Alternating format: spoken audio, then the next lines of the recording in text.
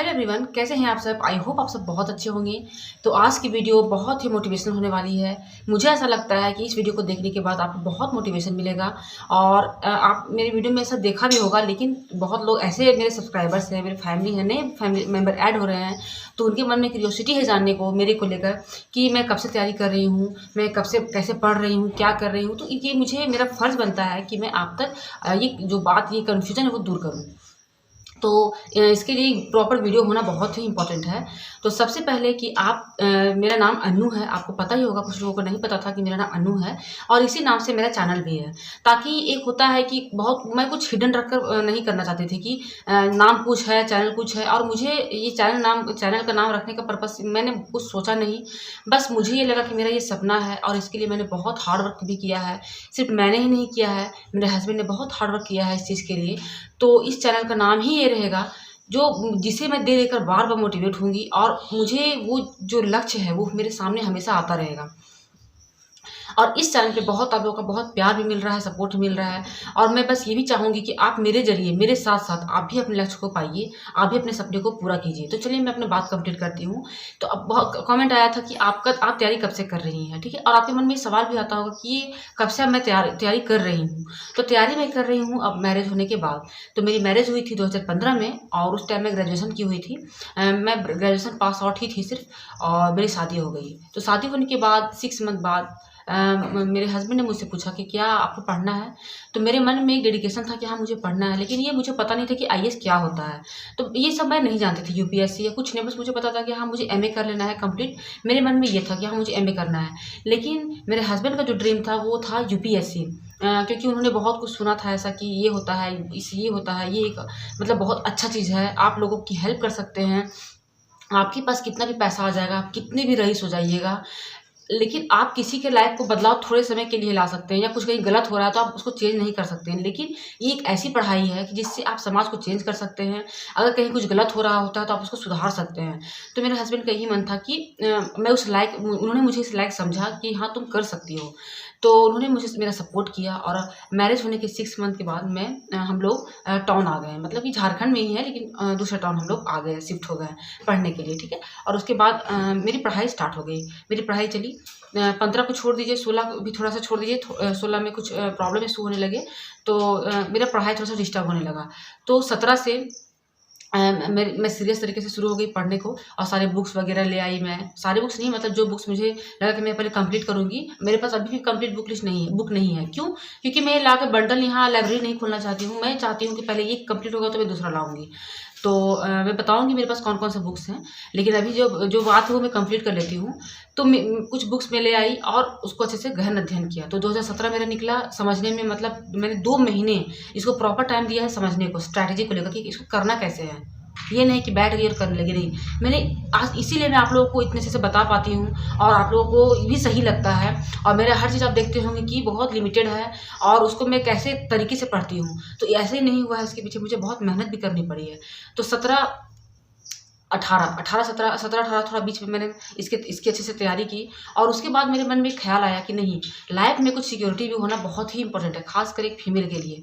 आपके पास सबका सपोर्ट है, लेकिन अगर आप एक ही चीज़ को लेकर चलिएगा, इन केस अगर वो नहीं सक्सेस हुआ, तो थोड़ा-सा एक मन में डिमोटिवेशन आता है।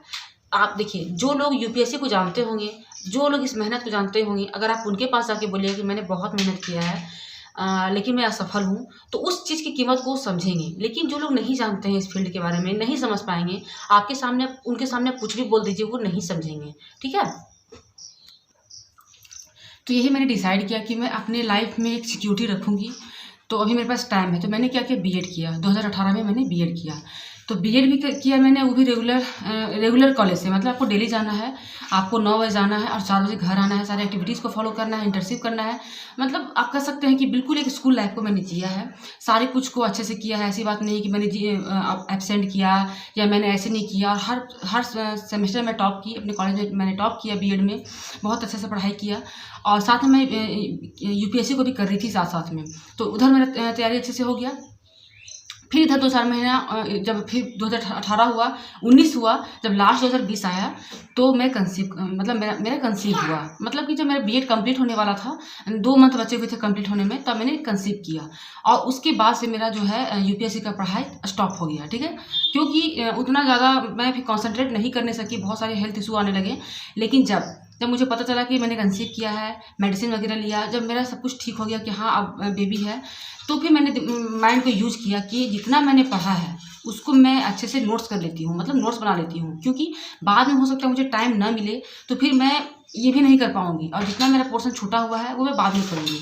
तो वही सोचकर मैंने सारे नोट्स बनाए, जैसे कि मैंने हिस्ट्री का बनाया, आर्ट एंड कल्चर का बनाया, पॉलिटी का बनाया, ज्योग्राफी का बनाया। इस तरह से मैंने नोट्स बनाती गई मैं। इस तरह से करते क्या हुआ, मेरा नोट्स कंप्लीट हो गया।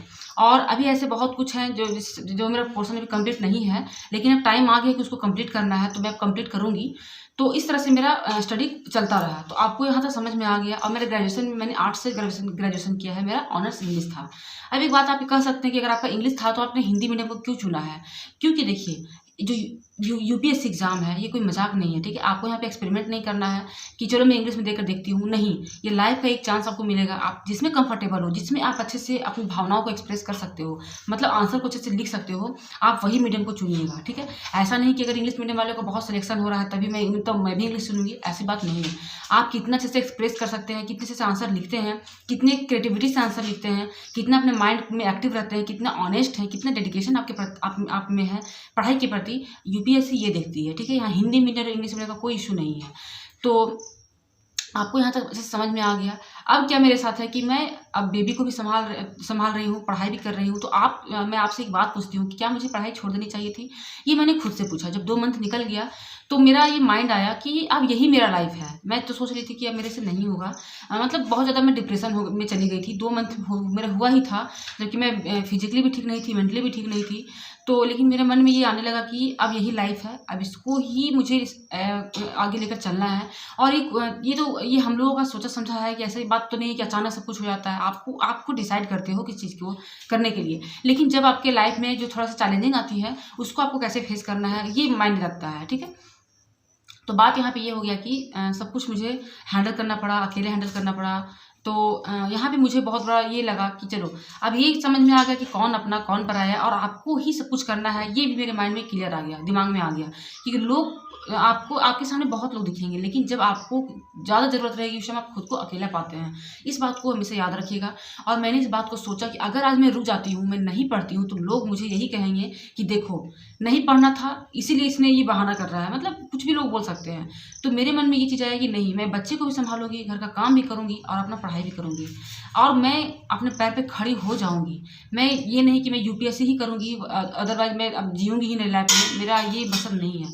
मेरा मकसद यही है कि मुझे अपने पैर पे खड़ा होना है, मुझे गवर्नमेंट जॉब पाना है, अपने लाइफ में सक्सेस होना है, मुझे इंस्पिरेशन बनना है लोगों का, कि जो लोग मुझे देखकर सीखें और खुद मोटिवेट हो, ठीक है? और ये सोचकर मैंने यूट्यूब चैनल भी स्टार्ट किया कि जो भी मैं करूँगी वही लोगों को बताऊँगी, और कुछ और भी ऐसी लड़कियाँ होंगी, क्योंकि अभी देखिए अभी हो क्या रहा है कि बहुत ऐसी गर्ल्स हैं जो मैरिज के बाद अपने करियर को स्टार्ट करती हैं, बेबी होने के बाद स्टार्ट करती हैं, लेकिन किसी न किसी कारण से वो रुक जाती हैं, ठीक है? तो ये मेरी वीडियो को देखकर वो नहीं रुकेंगी। हाँ, हम लोगों के साथ ये है कि एक जो स्टूडेंट है जिसके पास कोई ऐसी रिस्पॉन्सिबिलिटी नहीं है, वो सिर्फ पढ़ते हैं, तो वो जो तैयारी वो 1 दिन में कर सकते हैं, हम लोग को हो सकता है 5 दिन लगेगा। लेकिन ऐसा बात नहीं कि हम लोग सफल नहीं होंगे, सफल होंगे।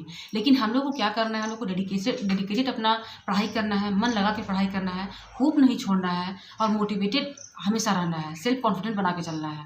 क्योंकि हम लोग जो कर सकते हैं वो शायद ही कोई स्टूडेंट कर सकता है, क्योंकि हम लोग बच्चे को भी संभाल रहे हैं, घर का काम भी कर रहे हैं, फैमिली रिस्पॉन्सिबिलिटीज़ को भी हैंडल कर रहे हैं, और अपने आप का भी ख्याल रख रहे हैं, और अपने सपने को भी जी रहे हैं, सपने को पूरा करने का प्रयास कर रहे हैं।